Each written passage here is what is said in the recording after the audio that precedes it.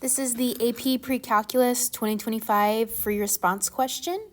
I'm going to go through my sample answer of how I would answer number 4. Number 4 says, unless otherwise specified, the domain of the function f is assumed to be the set of all real numbers x, for which f of x is a real number. Angle measures for trigonometric functions are assumed to be in radians. Solutions to equations must be in real numbers. Determine the exact value of any expression that can be attained without a calculator. For example, log base 2 of 8, cosine of pi halves, and sine inverse of 1 can be evaluated without a calculator. Unless otherwise specified, combine terms using algebraic methods and rules for exponents and logarithms where applicable. For example, 2x plus 3x, 5 squared times 5 cubed, and x to the 5th divided by x squared. And natural log of 3 plus natural log of 5 should be rewritten in equivalent forms. For each part of the question, show the work that leads to your answer. Part A says the functions g and h are given by g of x is equal to 2 log base 3 of x, and h of x is equal to 4 cosine squared of x. Part I says solve g of x equals 4 for values of x in the domain of g. So first thing I'm going to do for A, part 1, is I'm going to set g of x equal to 4. So 2 log base 3 of x equals 4. And I can solve this by first dividing by 2. So this is log base 3 of x equals 2. And then I can solve for x using this property to turn the logarithm into exponential. And this means I get 3 squared equals x, which means x is equal to 9. A part 2 says solve h of x equal to 3 for values of x in the interval 0 to pi halves. Well, first I'm going to take my h of x function, so 4 cosine squared of x, and set this equal to 3. I'm going to get the cosine squared x by itself by dividing by 4, so cosine squared x is equal to 3/4. Then I'm going to take the square root, and I get cosine of x is equal to plus or minus the square root of 3 over 2. And if I look at the unit circle, I know that this x value is pi over 6. And rephrasing that, not looking at the unit circle, just referring back to the unit circle. Okay, part B says the functions j and k are given by the following. Part 1 says rewrite j of x as a single logarithm base 2 without negative exponents in any part of the expression. Your result should be in the form log base 2 and then the expression.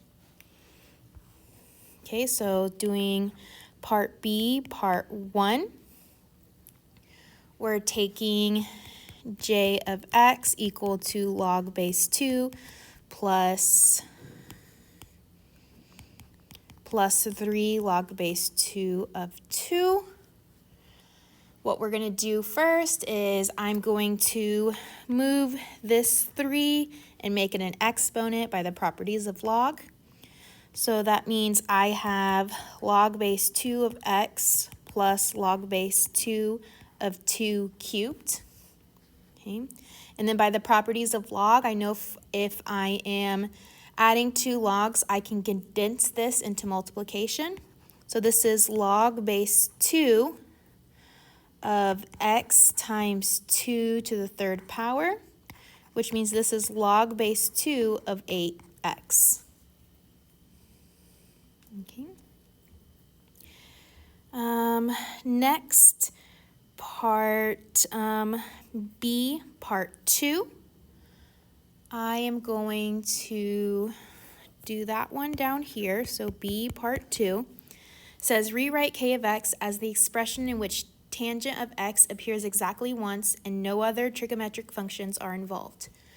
Well, k of x is equal to 6 over tangent of x times cosecant squared x minus 1. So going off the properties of these trig functions, I know that the cosecant squared of x minus the cotangent square of x is equal to 1. And I'm going to manipulate this to get my cosecant squared x minus 1. So this implies that negative cotangent squared of x is equal to 1 minus cosecant squared of x, which means cotangent squared of x is equal to cosecant squared of x minus 1. So I can then substitute that in. So I have k of x is equal to 6 over tangent of x times cotangent squared x. Okay. I also know that cotangent squared x is the same as saying 1 over tangent squared x, so I'm going to substitute that in.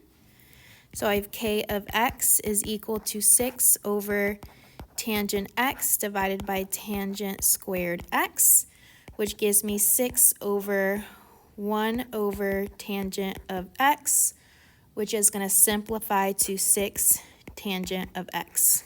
And that would be my answer. Okay. Part C says the function m is given by m of x is equal to e to the 2x minus e to the x minus 12. Find all input values in the domain of m that yield an output value of 0. So I'm going to take my equation, so this is part C. M of x is equal to e to the power of 2x minus e to the x minus 12. And I'm going to set this equal to 0. So this is e to the 2x minus e to the x minus 12 equals 0. And in order to make this a little easier, I'm going to let u equal e to the x, which means that u squared is equal e to the 2x, and I'm going to make that substitution. So I have u squared minus u minus 12 is equal to 0. I can factor this by having mu minus 4 times u plus 3 is equal to 0. And then I can solve for each of the u values. So I have u is equal to 4 and u is equal to negative 3.